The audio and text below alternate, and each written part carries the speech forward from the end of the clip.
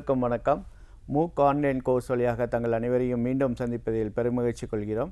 என் பெயர் வி.ஆர். இளங்கோவன். எஸ்ஆர்எம் பல்கலைக்கழகத்தில் உதவி பேராசிரியராக பணியாற்றுகிறேன்.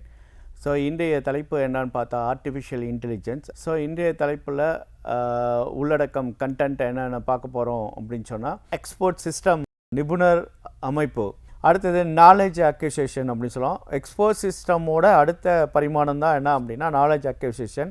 ஸோ எக்ஸ்போர்ட் சிஸ்டம் அப்படிங்கிறது இப்போ ஒரு எக்ஸ்போர்ட் இருப்பாங்க. எக்ஸ்போர்ட் அப்படிங்கிறது இப்போ வந்து டொமைன் அப்படின்னு சொல்லுவோம். டொமைன் அப்படின்னா என்ன? What is domain? Various fields, தனியாக நிறைய ஃபீல்ட்ஸ் இருக்கும் அப்படின்னு சொல்லுவோம். ஃபீல்டு அப்படிங்கிறது எஜுகேஷன் அப்படிங்கிறது ஒரு ஃபீல்டு, ஓகே, கல்வி அப்படிங்கிறது ஒன்று.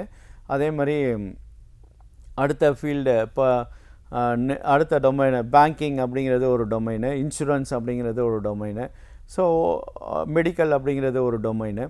ஸோ இதெல்லாம் வந்து வேறு தொகுப்புகள் இருக்கும், ஓகேங்களா. ஸோ ஒவ்வொரு இதுலேயும் ஒவ்வொருத்தர் வந்து என்னவாக இருப்பாங்க அப்படின்னா எக்ஸ்போர்ட்டாக இருப்பாங்க, ஓகேங்களா. அதுதான் export system. So export system அப்படிங்கிறது ஒன்றும் பெரிய விஷயம் இல்லை. ஒவ்வொரு துறையில் ஒவ்வொருத்தர் வந்து எக்ஸ்போர்ட்டாக இருப்பாங்க. இப்போ அந்த எக்ஸ்போர்ட்டு வந்து இப்போ மெடிக்கல் துறையை எடுத்துக்கிட்டோம் அப்படின்னு சொன்னால், மெடிக்கல் துறையில் ஒரு டாக்டர் வந்து சிறந்த டாக்டராக இருப்பார். ஸோ அவரால் வந்து எல்லா இடத்துலையும் எல்லாருக்கும் என்ன பண்ண முடியாது அப்படின்னு சொன்னால், அவரால் பணி செய்ய முடியாது. அவர் ஒரு இடத்துல ஏதாவது சென்னையில் ஒரு மெடிக்கல் காலேஜில் ஒர்க் பண்ணுறாரு அப்படின்னா, அவர் அந்த காலேஜில் இருக்கிறவங்களுக்கு தான் சேவை செய்ய முடியும். ஸோ அவரோட எக்ஸ்போர்ட்டை அவருடைய தொழில்நுட்பத்தை, அவருடைய அறிவை, அவருடைய பணி அனுபவத்தை நம்ம என்ன பண்ணுறோம் அப்படின்னு சொன்னால்,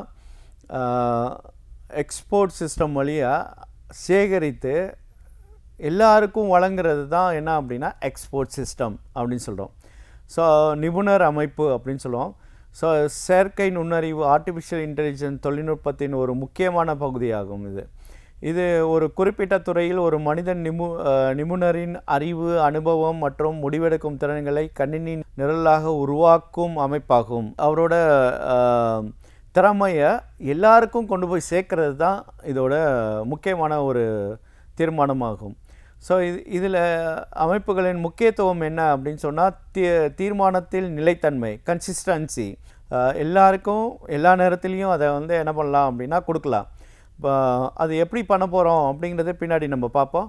ஸோ தீர்மானத்தின் நிலைத்தன்மை, கன்சிஸ்டன்சி அப்படின்னு சொல்லுவோம். ஒரே பிரச்சனைக்கு எப்போது ஒரு தீர்வை வழங்குகிறது. மனிதர்களை போன்று மனநிலை மற்றும் காரணங்களால் முடிவுகளை மாற்றுவதில்லை. எப்படி இதை நம்ம இம்ப்ளிமெண்டேஷன் பண்ணுறோம் அப்படின்னு சொன்னால், இப்போது ஒரு நிபுணர் இருக்கார் அப்படின்னு சொன்னால், அவர்கிட்ட போய் ஒரு எக்ஸ்போர்ட் சிஸ்டம் வழியாக அவரோட அனுபவம் மற்றும் இப்போ நம்ம வந்து கூகுளில் போகிறோம். இப்போ நிறைய ஆன்லைன் டாக்டர்ஸ் அப்படின்னு சொல்லிட்டு இருக்குது. ஸோ ஆன்லைன் டாக்டர்ஸில் போகிறோம், ஒரு ஏஐ சிஸ்டமில் போகிறோம். ஏஐ சிஸ்டமில் போயிட்டு நமக்கு என்ன பிரச்சனை அப்படிங்கிறத டைப் பண்ணோம் அப்படின்னா, இந்த பிரச்சனைக்கு இதுதான் தீர்வு, இந்த மாதிரியான சிம்டம்ஸ் இருந்துச்சுன்னா, இப்போ வந்து ஆல்ரெடி நமக்கு தெரியும், இப்போ கொரோனா வந்துச்சு. கொரோனா காலத்தில் இந்தந்த இதெல்லாம் சிம்டம்ஸ் அப்படின்னு சொல்லிட்டு நமக்கு ஒரு மேற்பார்வையில் கொடுத்தாங்க. ஸோ இந்த சிம்டம்ஸ் இருந்துச்சு அப்படின்னா அது கொரோனாக்கான அறிகுறிகள், இல்லை கொரோனாவோட ஃபஸ்ட்டு ஸ்டேஜு, கொரோனாவோட செகண்ட் ஸ்டேஜு அப்படிங்கிறத என்ன பண்ணாங்க அப்படின்னா சொன்னாங்க. ஸோ அதுதான் அந்த சிம்டம்ஸ் என்ன, அது எப்படி கண்டுபிடிக்கிறது, அதுக்கான தீர்வு என்ன, அது எல்லாமே யார்கிட்டேருந்து நம்ம வாங்க முடியும் அப்படின்னா எக்ஸ்போர்ட்லேருந்து வாங்க முடியும். இப்போ அதே போய் ஒரு இன்ஜினியர்கிட்ட கொரோனாக்கான தீர்வு என்ன அப்படிங்கிறத நம்ம வாங்க முடியாது. ஸோ ஒரு டாக்டர்கிட்ட தான் என்ன பண்ண முடியும் அப்படின்னா அவங்களுக்கு தெரியும்.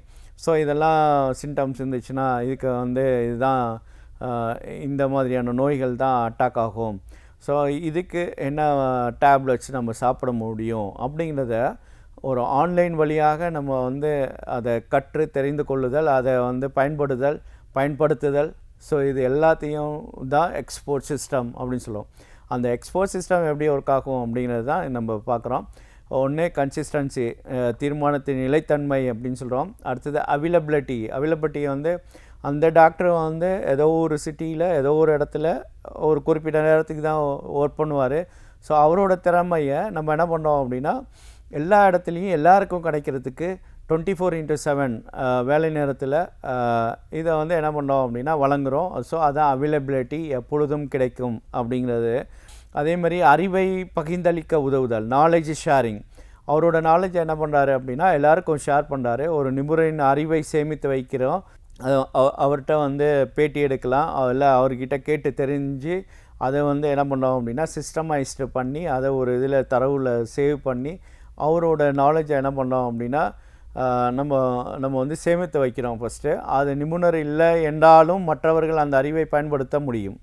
அதான் வந்து என்ன அப்படின்னா நாலேஜ் ஷேரிங் அப்படின்னு சொல்கிறோம். அதே மாதிரி விரிவான தீர்வுகள், ஸ்பீட் ஆஃப் ரெஸ்பான்ஸ்.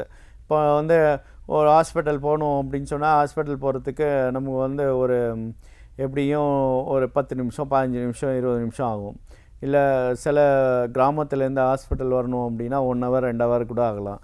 ஸோ அதுக்கெல்லாம் தீர்வு என்ன அப்படின்னா தீர்வுகளை மிக வேகமாக வழங்கு நேரம் மிச்சப்படுத்துறதுக்கு எல்லாத்துக்குமே நமக்கு வந்து எக்ஸ்போர்ட் சிஸ்டம் தான் முக்கிய தரவாக இருக்குது.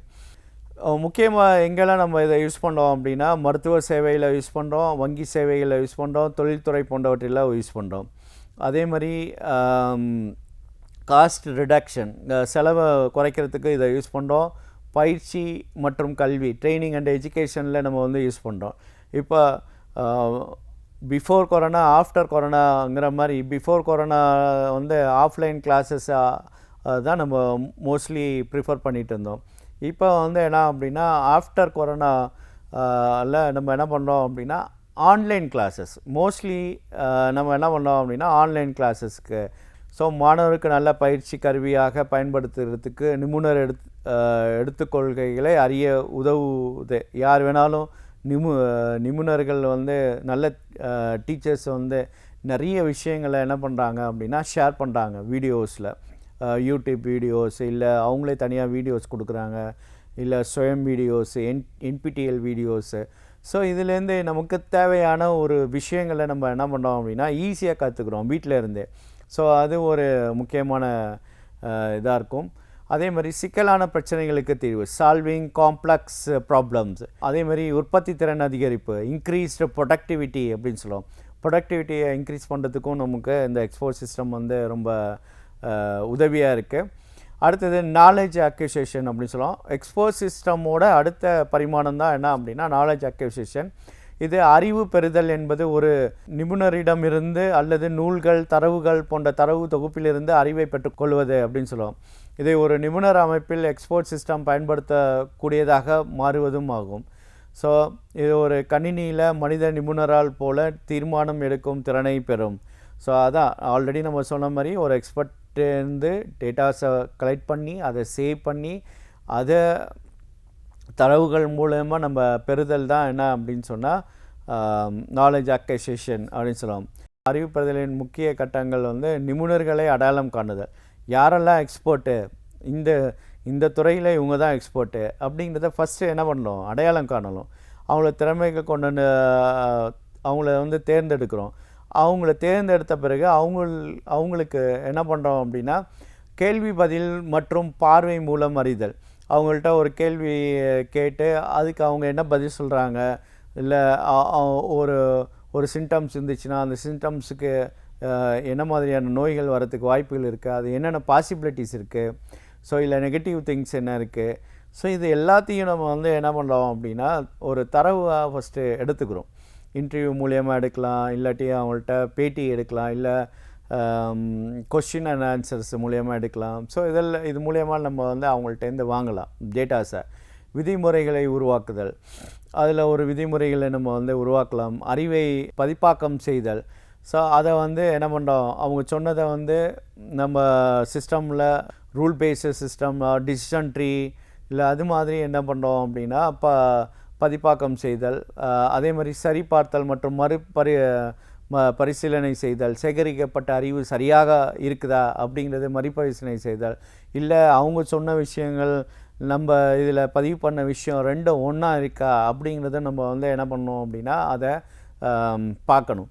அதே மாதிரி அதோட பர்பஸ் என்ன அப்படின்னா நிபுணர் அமைப்புக்கான அறிவு அடிப்படையை கட்டமைத்தல், மனித நிபுணர்களின் அறிவை நிரந்தரமாக கணினி மூலம் சேமித்து வைத்தல், தானியங்கியாக முடிவெடுக்கும் செயல்களை பயன்படுத்துதல். ஸோ இதெல்லாம் வந்து இதில் நம்ம யூஸ் பண்ணுறோம். உதாரணம் வந்து ஆல்ரெடி நம்ம சொன்ன மாதிரி ஒரு மருத்துவத்துறையில் மருத்துவ நிபுணர் அவருடைய தகவலை சேகரித்து அது கணினி பயன்பாட்டிற்கு ஏற்ப மாற்றுவதே அறிவு பெறுதல் ஆகும். ஓகேங்களா? ஸோ அமைப்பு ஸ்ட்ரக்சர் ஆஃப் எக்ஸ்போர்ட் சிஸ்டம் அப்படின்னு சொல்கிறோம். இது எப்படி செயல்படுகிறது எக்ஸ்போர்ட் சிஸ்டம் அப்படிங்கிறது, சிம்பிள் இன்புட் கொடுக்குறோம், யூசர் இன்டர்ஃபேஸு, அதான் பயனர் இடைமுகம் அப்படின்னு சொல்கிறோம். எக்ஸ்போர்ட் சிஸ்டம் நிபுணர் அமைப்பு அப்படின்னு சொல்கிறோம். ஸோ இங்கே பார்த்தோம் இந்த இதில் தெரியும் நிபுணர் அமைப்பு இது வந்து இன்ஃபரன்ஸ் இன்ஜின் அப்படின்னு சொல்கிறோம். இது user interface. So user interface அப்படிங்கிறது இதுக்கு இடையில் இப்போ நம்ம வந்து நான் எக்ஸ்போர்ட் யூசர் இப்போ இன்புட்டு கொடுக்குறோம். யூசர் இன்டர்ஃபேஸ் வந்து என்ன பண்ணுது அப்படின்னா டேட்டாஸ் என்ன டேட்டா நம்ம கொடுக்குறோம், யூசரோட கேள்வி என்ன அப்படிங்கிறத சொல்கிறோம். ரூல் இன்ஜின் அப்படின்னு சொல்லலாம், இன்ஃபரன்ஸ் இன்ஜின், ரூல் இன்ஜின் அப்படின்னு சொல்லலாம், இல்லாட்டி அதுக்கு இன்னொரு பேர் உண்டு, இன்ஃபரன்ஸ் இன்ஜின்.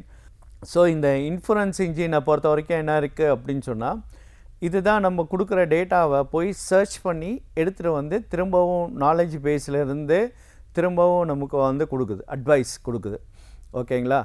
ஸோ இப்போ பார்த்தா சிம்பிள் இன்புட் கொடுக்குறோம், அது வந்து இன்ஃபரன்ஸ் இன்ஜின் போகுது, இன்ஃபரன்ஸ் இன்ஜின்லேருந்து அறிவு தொகுப்புக்கு போகுது, அறிவு தொகுப்பில் தான் டேட்டா இருக்கும். இந்த டேட்டா வந்து யார் கொடுத்துருப்பா அப்படின்னா எக்ஸ்போர்ட் ஆல்ரெடி கொடுத்துருப்பாரு. அதை எங்கே சேவ் பண்ணியிருப்போம் அப்படின்னா நாலேஜ் பேஸில் சேவ் பண்ணியிருப்போம். நாலேஜ் பேஸ்லேருந்து ரூல் இன்ஜின் வருது, ரூல் இன்ஜின்லேருந்து யூசர் இன்டர்ஃபேஸ் வரும், திரும்ப யார் கேட்டாங்களோ யூசருக்கு கொடுக்குறோம். தீர்மான இயந்திரம் ரூல் இன்ஜின் அப்படிங்கிறது என்ன அப்படின்னா தீர்மான இயந்திரம், அப்படி இல்லை அப்படின்னா இன்ஃபரன்ஸ் இன்ஜின் அப்படின்னு சொல்லிட்டு அதுக்கு பேர். ஓகேங்களா? ஸோ இந்த வகையில் தான் அது வந்து structure of expert system work ஆகுது. ஸோ இப்போ இதை பார்த்தோம் அப்படின்னா நிபுணர் அமைப்பின் கூறுகள், காம்போனன்ட்ஸ் ஆஃப் எக்ஸ்போர்ட் சிஸ்டம், இதில் ஈஸியாக நம்ம கண்டுபிடிக்கலாம். இப்போ இது ஹியூமன் எக்ஸ்போர்ட்டு, நாலேஜ் இன்ஜினியர் அப்படிங்கிறது நடுவில் உள்ளவர், இவர் தான் வந்து இவரை வந்து என்ன பண்ணுவார் அப்படின்னா பேட்டி எடுப்பார், அவரோட டேட்டாஸை வந்து கலெக்ட் பண்ணுவார். ஸோ அதுக்கு நிறைய மெத்தட் இருக்குது. ஸோ அந்த மெத்தட்லாம் யூஸ் பண்ணி கலெக்ட் பண்ணுவார். கலெக்ட் பண்ண பிறகு நாலேஜ் பேஸில் வந்து சேவ் பண்ணுவார். சேவ் பண்ணோன்னு யாராவது கேட்குறாங்க அப்படின்னா இன்ஃபரன்ஸ் இன்ஜின் தான் ஒர்க் ஆகும். இன்ஃபரன்ஸ் இன்ஜின்லேருந்து நாலேஜ் இதில் போய் சர்ச் பண்ணி நாலேஜ் பேஸ்லேருந்து என்ன யூசர் இன்டர்ஃபேஸுக்கு போகும், யூசர் இன்டர்ஃபேஸ்லேருந்து யூசருக்கு போகுது. ஸோ இதுதான் வந்து என்ன அப்படின்னா நிபுணர் அமைப்பின் கூறுகள், காம்போனன்ட் ஆஃப் எக்ஸ்போர்ட் சிஸ்டம் அப்படின்னு சொல்கிறோம். இந்த நிபுணர் எக்ஸ்போர்ட் சிஸ்டமில் மனித நிபுணரின் அறிகுறிகள் தீர்மானம் திறனையும் பின்பற்றக்கூடிய தானியங்கி திட்டமாகும். இது பல கூறுகளில் கட்டமைக்கப்படுகிறது. எதை பேஸ் பண்ணி கட்டமைக்கிறோம் அப்படின்னு சொன்னால், ஒன்று முக்கியமானது என்ன அப்படின்னா நாலேஜ் பேஸ் அப்படின்னு சொல்லுவோம். ஸோ நாலேஜ் பேஸு அப்படிங்கிறது நிபுணரின் உண்மைத்தன்மை, உண்மையான தன்மைகள். இப்போ யார்கிட்ட வேணாலும் நம்ம சேகரிக்க முடியும் அப்படின்னு இல்லை. ஸோ யார் நாலேஜான ஆட்கள் அவங்கக்கிட்ட உள்ள உண்மைத்தன்மை, ஃபேக்ட், அதே மாதிரி ரூலு, ஃபேக்ட் அண்ட் ரூல் ரெண்டையும் பயன்படுத்தி நம்ம வந்து என்ன பண்ணுறோம் எடுக்கிறோம். ஆல்ரெடி உதாரணம் வந்து ஆல்ரெடி நம்ம சொன்னோம், ஒரு கோவிடை வச்சு சொன்னோம். ஸோ இப்போ இங்கே இன்னொரு உதாரணம் கொடுத்துருக்குறோம். என்ன அப்படின்னா உடல் வெப்பம் அதிகமானால் காய்ச்சலாக இருக்கலாம் என்பது ஒரு விதி. ஓகேங்களா? இந்த இன்ஃபரன்ஸ் இன்ஜின் தீர்மான இயந்திரம் அப்படிங்கிறது என்ன அப்படின்னா இடையில உள்ளது. ஸோ இது அறிவு களஞ்சியத்தில் உள்ள விதிகளை கொண்டு பயனருக்கு கேள்வி பதிலாக அளிக்கிறது. ஸோ அதே மாதிரி தர்க்கம் அப்படின்னு சொல்லுவோம். இது தர்க்கம் அப்படிங்கிறது என்ன அப்படின்னா ரீசனிங் மற்றும் நுண்ணறிவு தீர்மானங்களை மேற்கொள்கிறது. ஸோ இது நிபுணரின் முடிவெடுக்கும் செயல்பாட்டை பின்பற்றுகிறது. ஸோ அதே மாதிரி யூசர் இன்டர்ஃபேஸ் வந்து பயனருக்கும் நிபுணர் அமைப்புக்கும் தொடர்பு கொள்ளும் இடைமுகம். ரெண்டு பேருக்கும் இடையில் உள்ளவர் தான் யார் அப்படின்னா யூசர் இன்டர்ஃபேஸு. பயனர் தகவலை உள்ளிடுகிறார், அமைப்புகள் பதில் வழங்குகிறது. ஸோ இது வந்து எளிதில் பயன்படுத்தக்கூடிய மாற்று மொழி அல்லது சுழற்சி முறை, எந்த மொழியில் வேணாலும் நம்ம என்ன பண்ணலாம் அப்படின்னா பயன்படுத்துகிற மாதிரி நம்ம வந்து வச்சுக்கலாம். அதேமாரி நாலேஜ் அக்விசிஷன் சப்சிஸ்டம் அப்படிங்கிற நிபுணர் அல்லது தகவலாளரிடம் இருந்து புதிய அறிவை சேகரிக்கும் தொகுதி அப்படின்னு சொல்கிறோம். அடுத்தது எக்ஸ்பிளனேஷன்ஸ் ஆஃப் சிஸ்டம், விளக்கம் கூறும் கூறு, நம்பிக்கை மற்றும் தெளிவை வழங்கும். ஓகேங்களா. அடுத்தது அறிவு மேம்பாட்டு கூறு, நாலேஜ் ரிஃபைன்மெண்ட் மாடல் அப்படின்னு சொல்லுவோம். ரிஃபைன்மெண்ட் மாடல் அப்படிங்கிறது ஒன்றும் இல்லை, மேம்பாட்டு கூறு, பழைய அல்லது தவறான அறிவை புதுப்பிக்க உதவும்.